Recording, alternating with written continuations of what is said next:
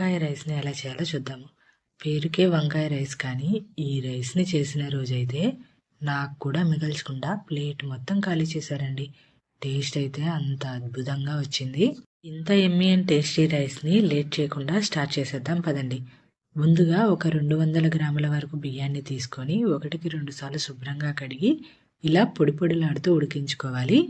1 cup బియ్యానికి 2 కప్పుల వరకు వాటర్ని వేసుకొని ఉడికించుకుంటే ఇలా పొడి పొడిలాడుతూ పర్ఫెక్ట్గా వస్తుంది. అలానే 2 వంకాయలని సుమారు 150 నుండి 200 గ్రాముల వరకు వంకాయని తీసుకొని పీసెస్గా కట్ చేసి పక్కన పెట్టుకోవాలి. ఇప్పుడు స్టవ్ ఆన్ చేసి ప్యాన్ పెట్టుకొని 3 స్పూన్ల వరకు ఆయిల్ వేసుకోవాలి. నూనె వేడెక్కిన తర్వాత 3 స్పూన్ల వరకు పల్లీలను వేసుకొని లో ఫ్లేమ్లో మంచి కలర్ వచ్చేంత వరకు ఫ్రై చేసుకోవాలి. పల్లీలని ఫ్రై చేసుకున్న తర్వాత 1 స్పూను ఆవాలు వేసుకొని ఆవాలు చిటపటమనేంత వరకు ఫ్రై చేసుకోవాలి. ఫ్రై చేసుకున్న తర్వాత 1/2 స్పూను జీలకర్ర, 2 రెబ్బల వరకు కరివేపాకు వేసుకొని ఫ్రై చేసుకోవాలి. కరివేపాకు పచ్చివాసన పోయేంత వరకు ఫ్రై చేసుకున్న తర్వాత కట్ చేసుకున్న వంకాయ ముక్కలను వేసుకోవాలి. వంకాయ ముక్కలు మరీ చిన్నగా కాకుండా ఈ విధంగా పీసెస్లా కట్ చేసి వేసుకోవాలి. అలానే కొద్దిగా పసుపు, ముక్కలకి సరిపడినంత ఉప్పు, 1 స్పూను వరకు కారాన్ని వేసుకొని మిక్స్ చేసుకోవాలి. వంకాయలు సాఫ్ట్గా అయ్యేంత వరకు లో ఫ్లేమ్లో మగ్గించుకోవాలి. వంకాయని ఒక 90% వరకు మగ్గించుకుంటే సరిపోతుందండి. ఇలా మూత పెట్టి ఒక 90% వరకు వంకాయని మగ్గించుకుందాము. ఒకవేళ ఎక్కువ క్వాంటిటీలో చేయాలి అనుకుంటే దీనికి డబుల్ ఆర్ త్రిబుల్గా వేసుకుంటే సరిపోతుందండి. చూడండి, ఈ విధంగా వంకాయలు మంచి కలర్లో సాఫ్ట్గా మగ్గేంత వరకు మగ్గించుకోవాలి. ఇప్పుడు వంకాయ అనేది మగ్గిందో లేదో చూద్దాము. చూడండి, ఈ విధంగా ఏదైనా స్పూన్తో కట్ చేసి చూస్తే ఈజీగా కట్ అయిపోవాలి.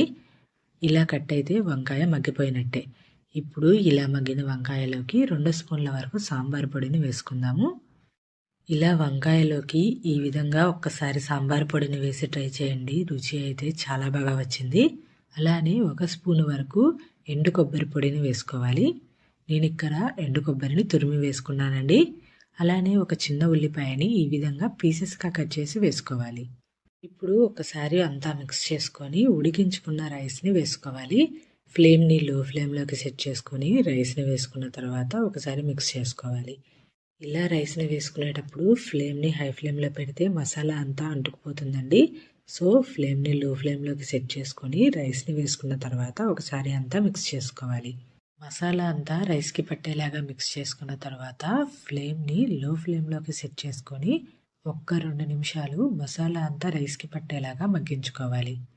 ఇలా మగ్గిస్తే తినే ప్రతి ముద్ద కూడా అద్భుతంగా ఉంటుందండి. చూడండి, ఈ విధంగా 2 నిమిషాలు మగ్గిస్తే సరిపోతుంది. అంతేనండి, ఎంతో టేస్టీ అయిన వంకాయ రైస్ అనేది రెడీ అయిపోతుంది. మరి మీరు కూడా ఈ రెసిపీని ట్రై చేస్తారు కదా? ఖచ్చితంగా ట్రై చేయండి. చాలా అద్భుతంగా వచ్చింది. ఈ రైస్ రుచిని మరింత పెంచడానికి కొద్దిగా లెమన్ని యాడ్ చేసి చూడండి. మీరే చెప్తారు అమృతం అని. మరి మీరు ట్రై చేస్తారు కదా?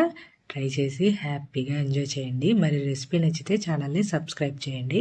రెసిపీ నచ్చినట్లయితే మీ ఫ్రెండ్స్ అండ్ రిలేటివ్స్కి కూడా షేర్ చేయండి. Thanks for watching.